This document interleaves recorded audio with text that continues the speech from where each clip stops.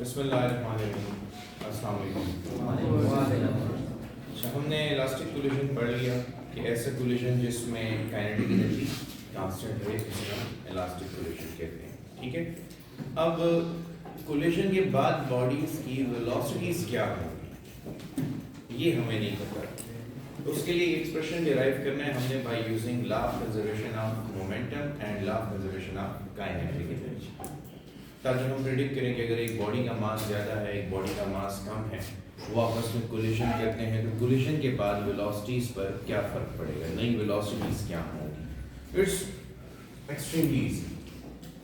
देखो, ये डायग्राम आप समझ जाओ और बाकी ये डेरिवेशन थोड़ी लंबी है लेकिन बहुत आसान है, 2-3 स्टेप है टोटली।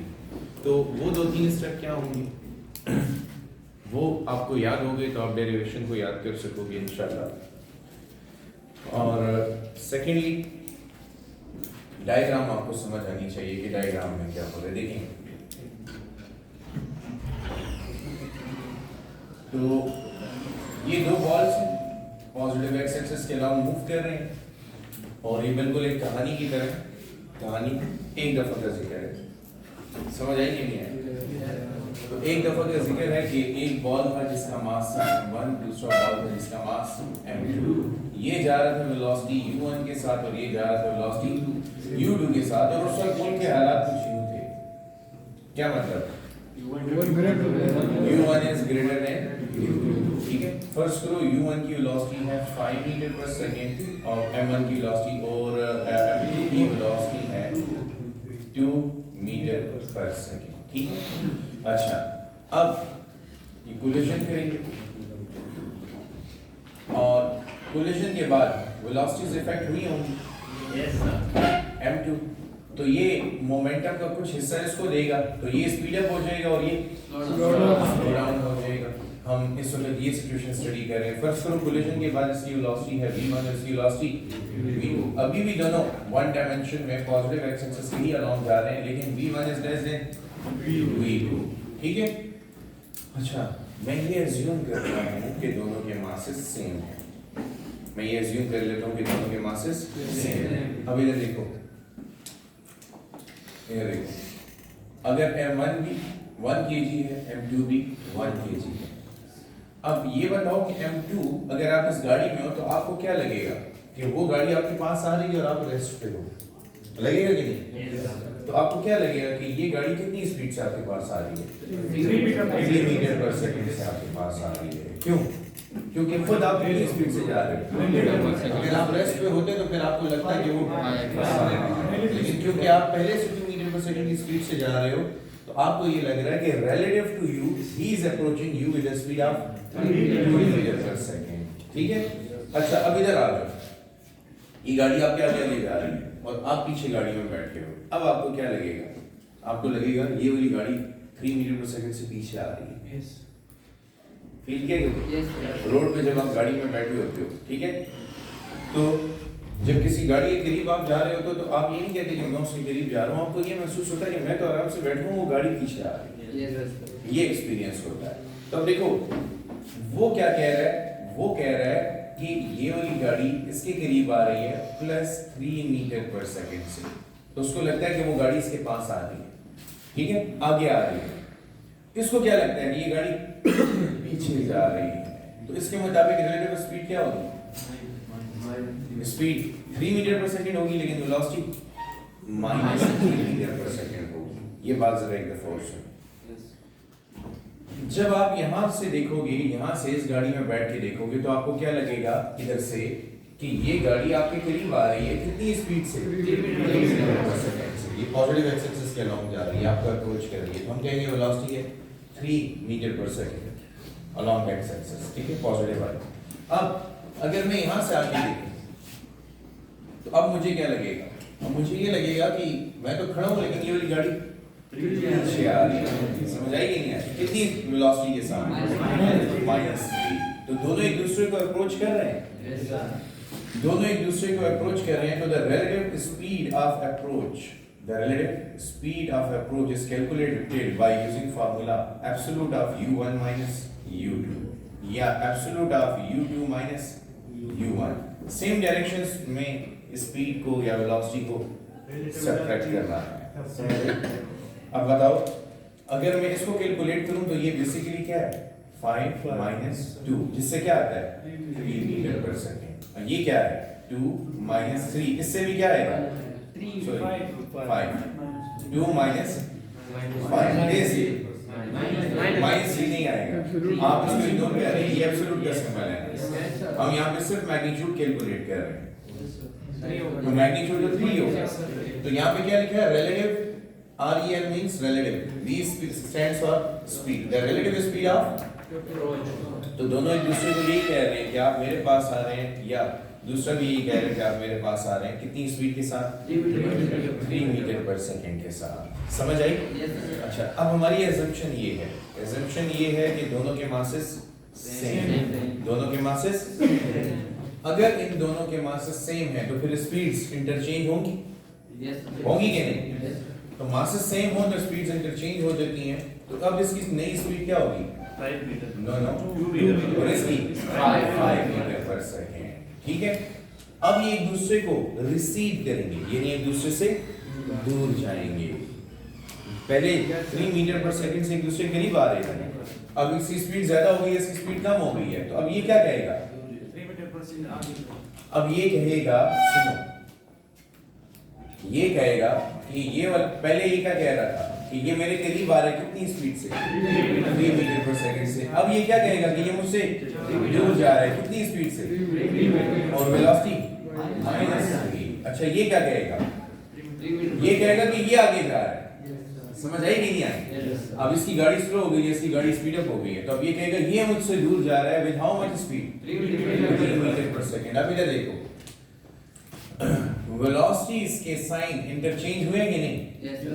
लेकिन रिलेटिव स्पीड दोनों सेम रही है, मैग्नीट्यूड रिलेटिव स्पीड के सेम रहे हैं। तो यहाँ पर अगर मैं relative speed of recession calculate करूं तो relative speed of recession is equal to again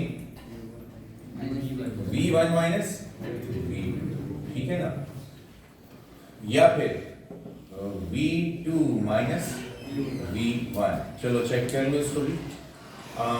v1 2 metre per second minus 5 is equal to 3। अच्छा v2 5 minus 2 is equal to 3। तो रिलेटिव स्पीड इससे क्या साबित हुआ कि relative speed of approach is equal to the relative speed of recession. They are equal in magnitude but पहले जितनी speed से एक दूसरे को अप्रोच कर रहे थे अब उतनी स्पीड से एक दूसरे से रिसीव कर रहे हैं, एक दूसरे से दूर जा रहे हैं। तो हमारा टारगेट ये है, ये तो एक सिंपलेस्ट केस था जिसमें मैंने कहा कि दोनों के मासेस सेम है तो वेलोसिटीज इंटरचेंज हुई है। तो हमारा इस टॉपिक से मकसद ये है कोलिजन के बाद वेलोसिटीज v1 और v2 के एक्सप्रेशंस हम फाइंड कर रहे हैं। ठीक है सो ये बहुत आसान है। आसान कैसे कि ये लंबी डेरिवेशन है और आपके first year physics second year physics के सबसे लंबे फार्मूले यहीं पे इसी टॉपिक में, सबसे लंबी डेरिवेशन और सबसे लंबे फार्मूले। लेकिन इसके लिए बहुत आसान तरीके से बताता हूँ। तरीका ये 3 स्टेप प्रोसेस है। Apply law of conservation of linear momentum, apply law of conservation of kinetic, इनसे जो रिजल्ट आएंगे उनको एक दूसरे पे डिवाइड करेंगे। डिवीजन के बाद यही relative speed of approach is equal to relative speed of recession का एक्सप्रेशन आएगा आपके पास। उस एक्सप्रेशन को हम law of conservation of momentum के साथ कंपेयर करके फाइंड कर लेंगे v1 और v2 की वैल्यू। तो सिंपल प्रोसेस है, 3 स्टेप का प्रोसेस है। पहले हम इस एक्सप्रेशन तक पहुंचेंगे, ये हमारा टारगेट होगा कि इन स्पीड्स का आपस में क्या रिलेशनशिप है। So first step apply law of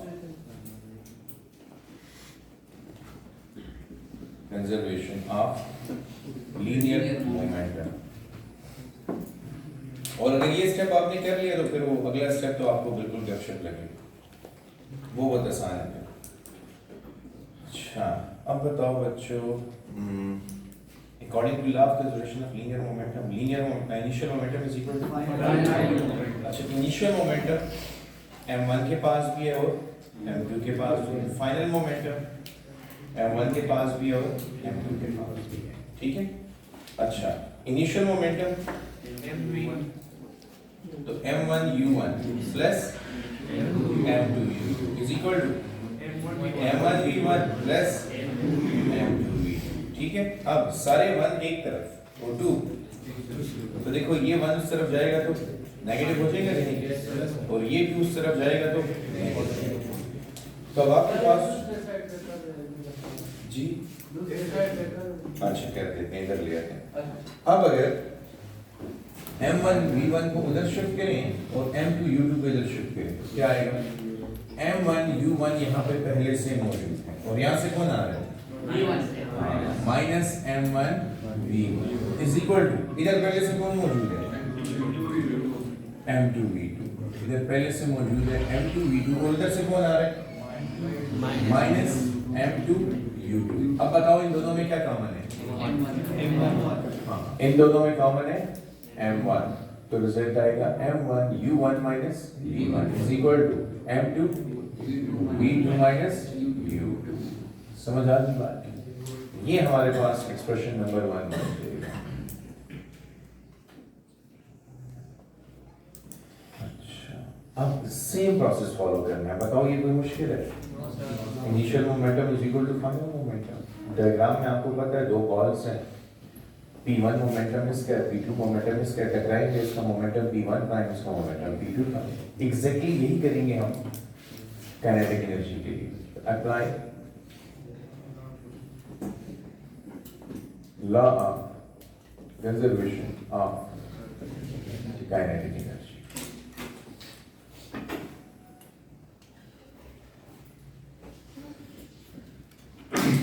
तो बताओ कैसे शुरू करें? Kinetic energy KE1 is equal to, sorry, initial kinetic energy is equal to, अब इनिशियल काइनेटिक एनर्जी बॉल 1 के पास भी है और बॉल 2 के पास भी है, और final kinetic energy KE1 prime और KE2 प्राइम। आप इसको KE1I, KE2I, KE1F और KE2F भी लिख सकते हैं, इनिशियल और फाइनल के सब स्टेप्स के साथ। अच्छा, ये किसके बराबर होगा? हाँ, तो बोलो अब ये है हाफ m1 u1 स्क्वायर और ये है half m1 m2 u2 square और ये है half m1 v1 square plus half m2 v2 square. समझ आ गई? अच्छा, अब इन दोनों में कॉमन 1/2, इन दोनों में भी कॉमन ले लो, तो रिजल्ट आएगा half m1 u1 square plus m2 u2 square is equal to half m1 v1 square plus m2 v2 square। अब बताओ क्या कैंसिल होगा? 1/2 के साथ कैंसिल होगा।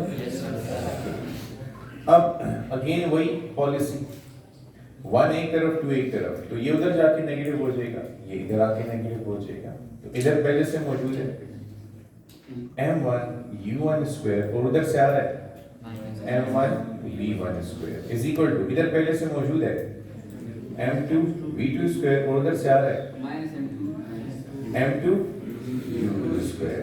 समझ आ गई? अब बताओ इन दोनों में कॉमन, इन दोनों में कॉमन, तो कॉमन ले लो, we get m1 u1 square minus v1 square is equal to m2 v2 square minus u2 square. लेकिन यहाँ पे एक फार्मूला नजर आएगा आपको, a square minus b square is equal to a minus b to a plus b, वो formula apply करते हैं। सो फार्मूला जब आप अप्लाई करेंगे तो you will get m1 u1 minus v1 into u1 plus v1 is equal to, इधर m2 तो v2 minus u2 और v2 प्लस u2। समझ आई बात की? अच्छा, अब ये आपका एक्सप्रेशन नंबर 2 है, ठीक है? This is your expression 2। तो अगला स्टेप ये है कि डिवाइड 2 अपॉन 1, ये आपका थर्ड स्टेप है। तो पहले स्टेप में आपने काइनेटिक मोमेंटम कंजर्वेशन अप्लाई की, दूसरे स्टेप में कंजर्वेशन ऑफ काइनेटिक एनर्जी। तीसरे स्टेप में इन दोनों के रिजल्ट्स को डिवाइड कर दें। तो बताएं 2 को 1 पे डिवाइड करना चाहिए, 2 को 1 पे डिवाइड करना चाहिए या 1 को 2 पे? हाँ, क्योंकि क्वांटिटी बड़ी है ना, तो जरा आसानी होगी। वैसे आप 1 को 2 पे डिवाइड करें तब भी सही रिजल्ट आएगा। अच्छा, अब मैं ऐसा करता हूँ कि 1 को 2 को रीराइट करता हूँ, m1 u1 माइनस v1 और u1 plus v1 is equal to m2 v2 minus u2 into v2 plus u2। और देखो अब मुझे एग्जाम में आपकी डेरिवेशन ठीक चल रही है गलत चल रही है वो चेक करने का तरीका बताता हूँ। मुझे देखो, अच्छा मैं देखे बगैर एक्सप्रेशन नंबर 1 लिखूंगा। एक्सप्रेशन 1 लिख रहा हूँ, m1 u1 माइनस v1 और m2 v2 minus u2। m1 u1 minus v1 है कि नहीं? Yes, sir. m2 v2 minus u2। जुबानी कैसे याद है मुझे?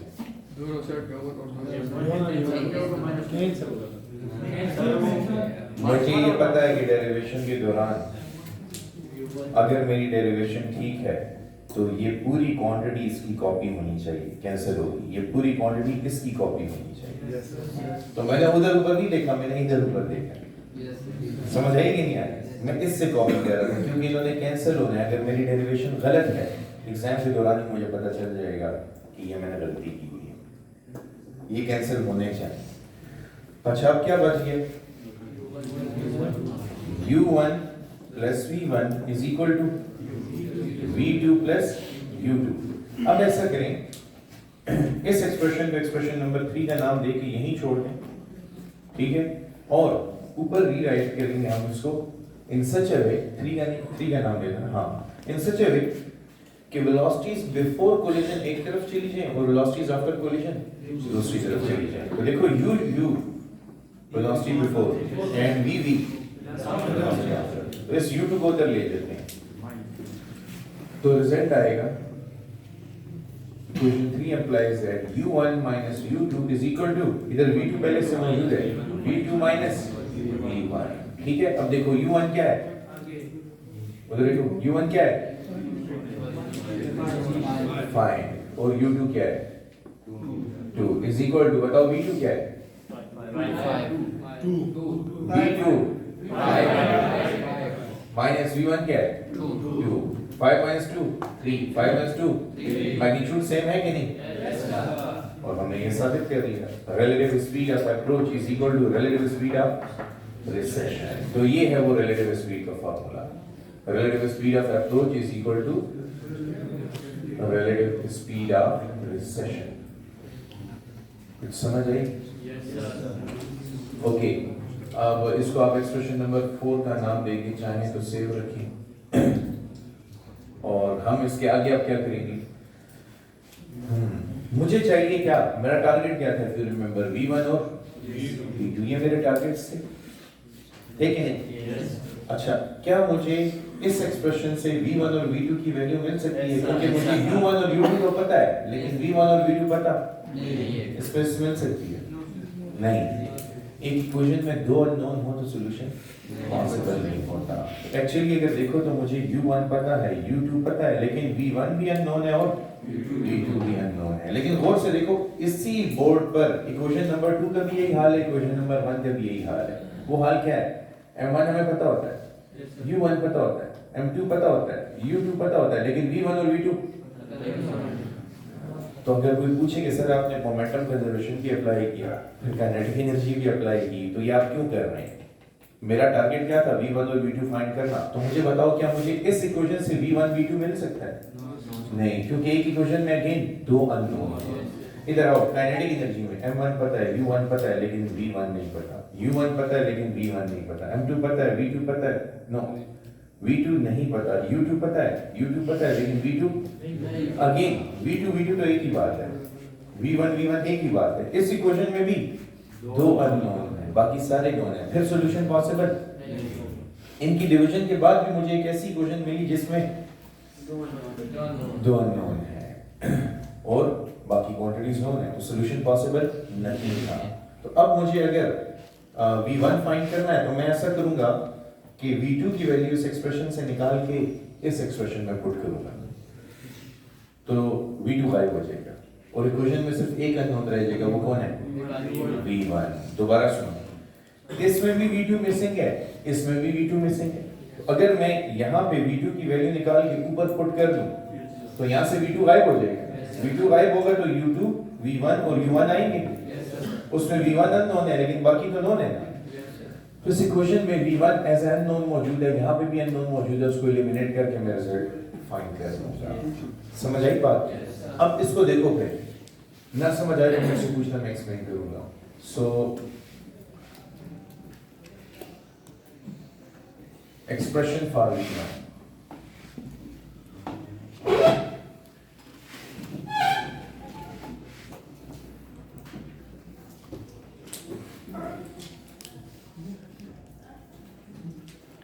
expression for V1।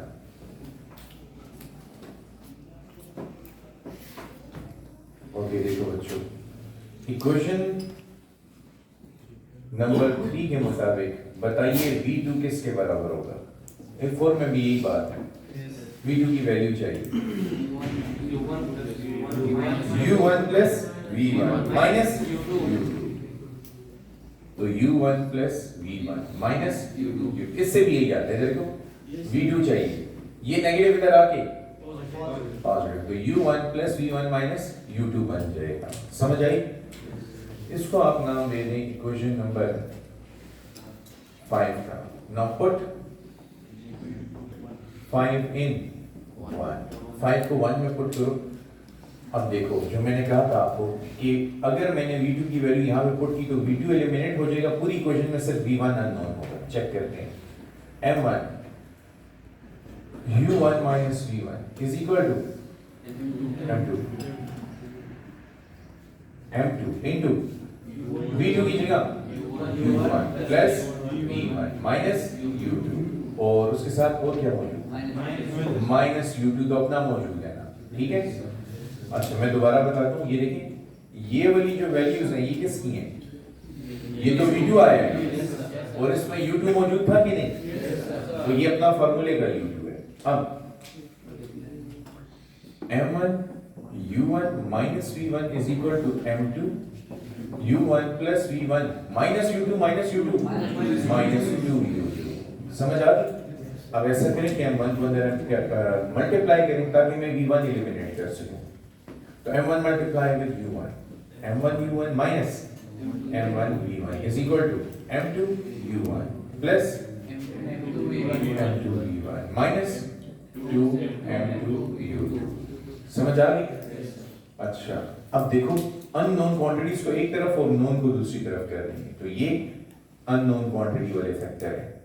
तो इसको ऐसा करते हैं, इसको राइट पे भिजवा देते हैं, ये यहीं रहे, इसको भी लेफ्ट पे भेज देते हैं, इसको भी लेफ्ट पे भेज देते हैं, ये यहाँ पे स्टेशनरी रहेगा, ठीक है। अब देखो यहाँ पे पहले से कौन मौजूद है? M1 U1, और उधर से इससे मिलने कौन कौन आ रहा है? अच्छा तो माइनस पहले ये वाला M2 U2 U1 M2 U1, और ये नेगेटिव था इधर आके, तो 2 M2 U2 is equal to, अब यहाँ पे पहले से कौन मौजूद है? M2 V1 मौजूद है, और इधर से इससे मिलने कौन आ रहा है? Plus M1 V1। ठीक हो गई बात? तो ये शिफ्टिंग हो चुकी है। अब बताओ इन दोनों में common U1 M1 minus M2 into U1 plus 2 M2 U2 is equal to, इन दोनों में कॉमन तो M2 plus M1 into V1। अच्छा ये M2 plus M1 हो या M1 plus M2 हो, इससे कोई फर्क पड़ेगा? नहीं, ठीक है। अब मुझे V1 की वैल्यू चाहिए, तो divide through out by M1 plus M2, इधर से शुरू करो। M1 plus M2 पे यहाँ पे भी डिवाइड करेंगे, M1 plus M2 पे यहाँ पे भी डिवाइड करेंगे, और M1 plus M2 पे यहाँ पे भी डिवाइड कर देंगे। समझ आ गई बात? V1 एलिमिनेट हो गया कि नहीं? अच्छा अब जरा मैं वो बात रिपीट करता हूँ जो मैंने पहले आपको समझाई थी। V1 की वैल्यू लिखने के बाद कर लेते हैं। V1 is equal to M1 minus M2 upon M1 plus M2 into U1 plus 2 M2 U2 upon m1 plus m2। ये वो छोटा सा फार्मूला है, याद हो जाएगा इंशाल्लाह। तो इसको क्वेश्चन नंबर 6 का नाम दीजिए। इससे बड़ा फार्मूला आप नहीं देखेंगे अपने फर्स्ट ईयर सेकंड ईयर में, ठीक है। तो अच्छा, डेरिवेशन क्लियर है? अच्छा, अब मेरी बात याद करो, मैंने क्या कहा था? जब मैंने ये रिलेटिव वेलोसिटीज का एक्सप्रेशन फाइंड कर लिया था, तो मैंने कहा था अगर आपसे कोई पूछे कि इतनी मेहनत क्यों की है, क्योंकि हमारा टारगेट क्या है, v1 और v2 फाइंड करना। तो हमने पहले कंजर्वेशन ऑफ मोमेंटम अप्लाई किया, क्या इस एक्सप्रेशन से मुझे v1 v2 मिल सकता है? फिर मैंने काइनेटिक एनर्जी अप्लाई की यहाँ पे, क्या v1 v2 मिल सकता है? फिर मैंने डिवाइड किया, क्या मुझे v1 v2 मिल सकता है? लेकिन अब एटलीस्ट बैकग्राउंड बन गया। एक तो मेरा कॉन्सेप्ट वेरीफाई हो गया कि relative velocity of approach is equal to relative velocity of precision, और उसके बाद मैंने क्या किया, इस इक्वेशन में भी दो अननोन है, इस इक्वेशन में भी दो अननोन है, तो मैंने क्या किया, एक अननोन की वैल्यू यहाँ से फाइंड करके यहाँ पे पुट की और उसको एलिमिनेट कर दिया। तो मुझे v1 की वैल्यू मिल गई है कि नहीं? yes, अच्छा, बिल्कुल इसी पैटर्न पे चलते हुए, बिल्कुल इसी पैटर्न पे चलते हुए अगर आपको फाइंड करना है एक्सप्रेशन फॉर v2, कर लेंगे? yes, sir. Let's see how. Expression for v2। तो अब क्या तरीका कार होगा? कॉपी पेस्ट है यार ये सारा टॉपिक, अगर देखो तो जो आपने यहाँ पे किया था वो फिर आपने यहाँ पे भी किया, और जो यहाँ पे मिल गया उसको वहां पे डिवाइड कर दिया। उसके बाद यहाँ से वैल्यू निकाल के वापस यहाँ पे पुट की v2 की। अब यहाँ से किसकी वैल्यू निकालोगे? v1 की वैल्यू निकाल के ऊपर ही पुट करोगे तो v2 मिल जाएगा। सो एक्सप्रेशन फॉर v2 को प्रोसीड करते हैं।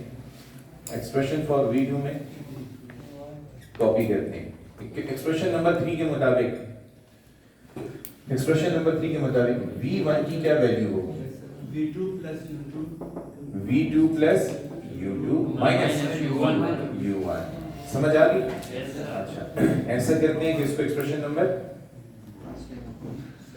7 के नाम पे, और अब पुट द वैल्यूज फ्रॉम 7 इन, यहाँ पे पुट 5 इन 1 किया था, तो यहाँ पे पुट 7 इन 1। समझ आई? पुट करो, वहां पे मौजूद है m1 bracket u1 minus v1 की वैल्यू, तो v1 की वैल्यू तो है v2 प्लस माइनस, समझ आई? Bracket is equal to m2 v2 minus, यहाँ तक क्लियर? बस अब तो ये सेल्फ सस्टेनिंग प्रोसेस है। हम अगेन इसको सिंप्लीफाई करेंगे, फिर m1 m2 को अंदर मल्टीप्लाई करेंगे और फिर v2 को एलिमिनेट करेंगे, ठीक है? जस्ट तो देखो, चलिए आप जरा बोले ना, फिर ये तो बन जाएगा m1, फिर ये u1, अब minus minus u plus u1। This was the critical step. ये क्रिटिकल इसलिए था कि ये नेगेटिव साइन अंदर मल्टीप्लाई करना है, तो अगर आप ये नेगेटिव साइन मल्टीप्लाई करने में गलती कर देते तो फिर आपकी सारी कैलकुलेशंस गलत हो जाती, क्योंकि बच्चे क्या करते हैं, अच्छा बस सिर्फ ब्रैकेट हटा दो, समझ आइए?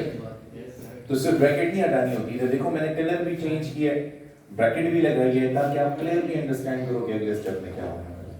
तो नेगेटिव साइन पहले अंदर मल्टीप्लाई हुए। अच्छा बताओ u1 plus u1 2u1, so हमारे पास m1 2u1 minus v2 minus u2 is equal to m2 v2 minus u2, ठीक है? अब इस m1 को अंदर मल्टीप्लाई कर दो, 2m1 u1 minus m1 v2 minus m1 u2 is equal to m2 v2 minus m2 u2। समझ आ गई? अच्छा, अब टारगेट करते हैं, हमें किसकी वैल्यू चाहिए? v2, तो v2 तो इधर भी मौजूद है और v2 इधर भी मौजूद है, ठीक है? तो ऐसा करते हैं कि इस v2 को उधर ले जाते हैं और इस m2 u2 को उधर शिफ्ट कर देते हैं, m2 u2 उधर। तो यहाँ पे पहले से मौजूद है 2m1 u1, उधर से आ रहा है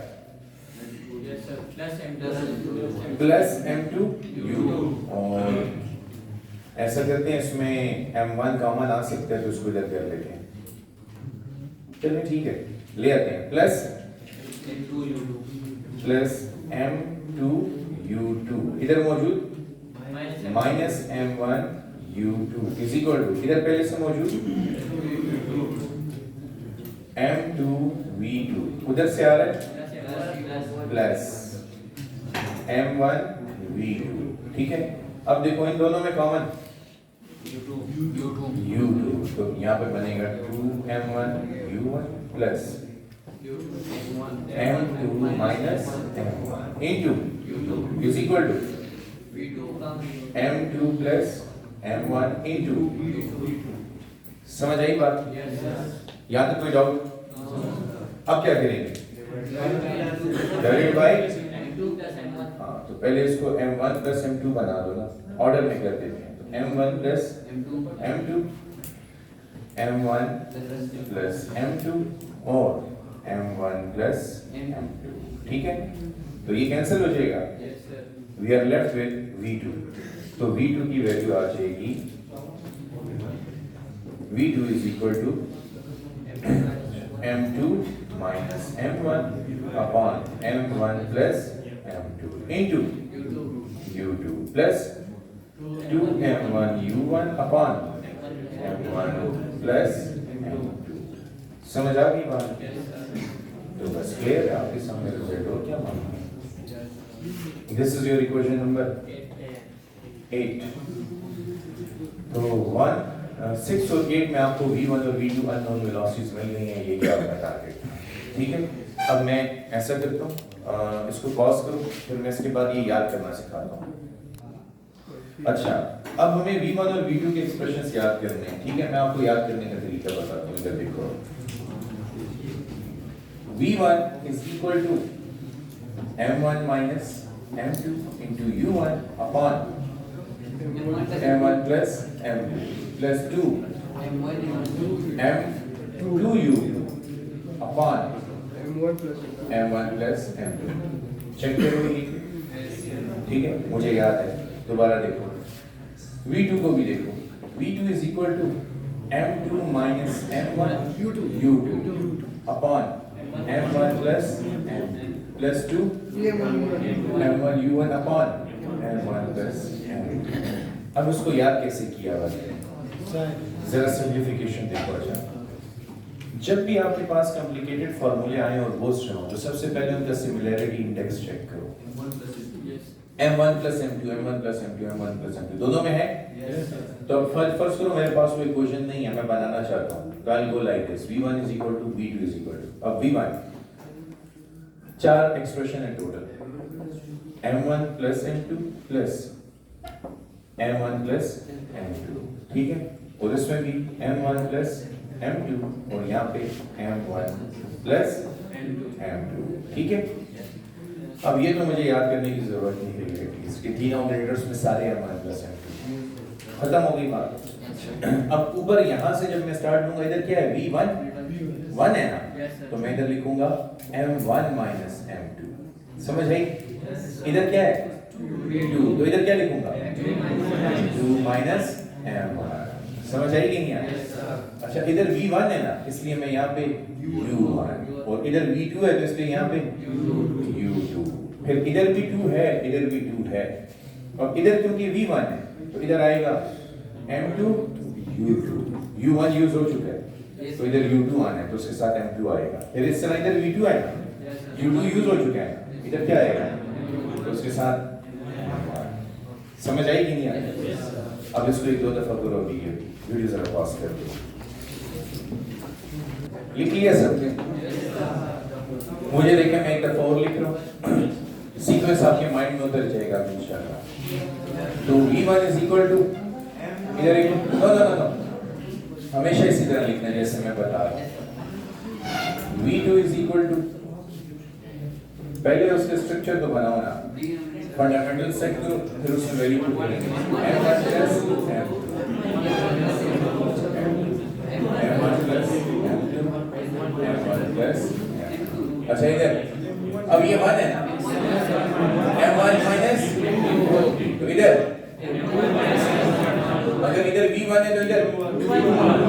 ठीक है, और अगर इधर V2 है तो इधर U2, अब अगर इधर U1 है तो इधर U2, और इधर U2 है तो इधर U1, और 2 और 2 दोनों में कॉमन है, अगर इधर 2 है तो इधर, और इधर, समझ आ गई?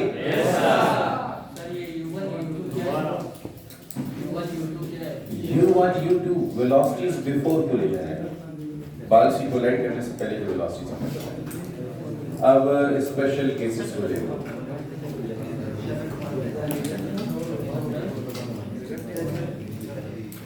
अच्छा देखिए कि फर्स्ट स्पेशल केस, अगर m1 is equal to m2 is equal to m हो, अगर दोनों बॉल्स के मासेस सेम हो तो वेलोसिटीज आफ्टर कोलिजन क्या होंगी? एक्सचेंज हो जाएगी। दैट्स इट, हमने पहले भी पढ़ा, लेकिन मैथमेटिकली वेरीफाई करते हैं, इक्वेशन भी यही बता रही है। इधर देखो, अच्छा अगर मैं m1 m2 को m के बराबर पुट कर दूं तो m minus m 0, तो 0 into anything, ये फैक्टर यहां से गया, ठीक है। अच्छा m plus m 2m, और m2 की जगह p m आएगा तो 2m कैंसिल, क्या बचेगा? तो v1 किसके बराबर आएगा? u2 के। अच्छा इधर देखो, m minus m 0 into whole term m plus m, और ये भी तो m है ना, 2m by 2m 1, so v2 is equal to u1, so v2 is equal to u1। समझ आई? दोबारा देखो, आपने कहा कि अब आपका m1 और m2 बराबर हो गए किसके? m के, ठीक है। सो m minus m and 0 into anything, तो ये सारी टर्म 0 होगी। अब ये क्या है? ये m हो गया और ये m plus m, तो 2m divided by 2m by 2m cancel, क्या बच गया? u2, तो v1 किसके बराबर हुआ? अब समझ आए? इसी तरह v2 भी u1 के बराबर। करूं? Okay, let's go to the next case. अब m1 is far greater than m2, m1 m2 से बहुत ज्यादा है, यानी एक ट्रक एक फुटबॉल को हिट करने आ रहा है, ठीक है। एक ट्रक एक फुटबॉल को हिट करने आ रहा है, तो ट्रक के सामने फुटबॉल के मास की कोई अहमियत है? तो हम m2 को 0 कंसीडर कर रहे हैं। This implies that m2 is equal to 0। अच्छा, अब u1 नॉन जीरो है, लेकिन u2 0 है। इसका मतलब ये है कि ट्रक आ रहा है नॉन जीरो वेलोसिटी के साथ, और ये आराम से बैठा हुआ है, फुटबॉल इधर आराम से बैठा हुआ है, ठीक है। फुटबॉल रेस्ट पे, ये इसको आके हिट करेगा तो क्या होगा? फुटबॉल की वेलोसिटी पे कोई फर्क पड़ेगा? लेकिन ट्रक की वेलोसिटी पे कोई फर्क पड़ेगा? Almost no difference. तो फिर होना ये चाहिए कि ट्रक की वेलोसिटी कोलिजन के बाद v1 u1 की ही बराबर होनी चाहिए, लेकिन ये नहीं पता कि फुटबॉल की क्या वेलोसिटी हो। तो हमने दोनों प्रेडिक्ट कर ली हैं, इक्वेशन से पूछते हैं कि क्या होना चाहिए। अच्छा देखो, m2 0 है, इधर आ जाओ जरा, इधर देखो m2 0 है, पहले मैं इसको सॉल्व कर दूं। m2 0 है कि नहीं? 0 into anything, तो ये सारा फैक्टर तो गया। अब m2 0 है, m2 0 है, m1 minus 0 m1 plus 0 m1 cancel, तो v1 is equal to लिखा हुआ है कि नहीं? ये v1 is equal to u1। Collision के बाद ट्रक की वेलोसिटी में कोई भी फर्क नहीं पड़ा। अब दोबारा u2 0 है, u2 क्या है? फुटबॉल की इनिशियल वेलोसिटी, फुटबॉल आराम से बैठा हुआ है। अब दोबारा देखो, u2 0 होने की वजह से ये सारा फैक्टर 0, अब तो आराम से आसान सा फैक्टर होगा।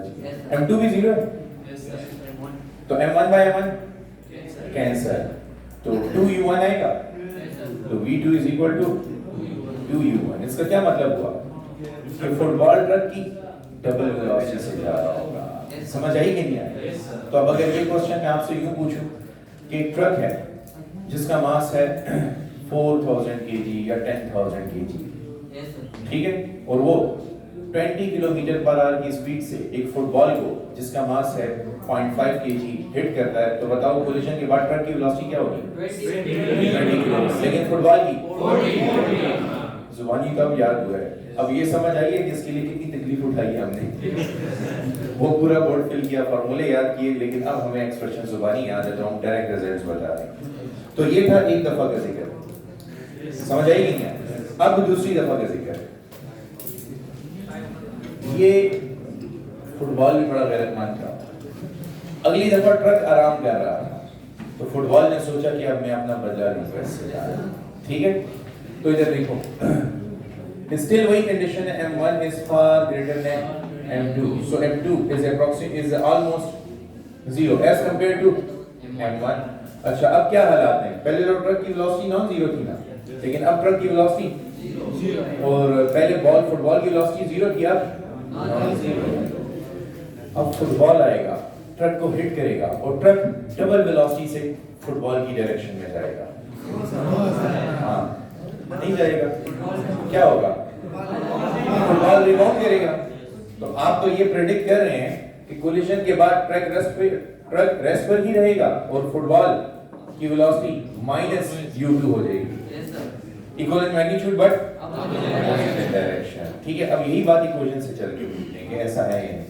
तो देखो, पहले तो u1 0 है, u1 0 होने की वजह से ये सारा एक्सप्रेशन 0 हो गया। उसके बाद m2 भी तो 0 है ना, तो m2 0 होने की वजह से ये सारा एक्सप्रेशन भी 0, तो रिजल्ट b माइनस 0। समझ आई? इधर आ जाओ। अब u2 तो नॉन जीरो है, लेकिन u1, ये देखो u1 0 है ना, तो u1 0 होने की वजह से ये सारा एक्सप्रेशन 0, और m2 भी तो 0 है ना। इधर आ जाओ, m2 0 है, m2 0 है, यहाँ पे -1 m1 बचा और यहाँ पे plus m1 m1 result minus u2 बचा, माइनस u2। समझ आई? Thank you for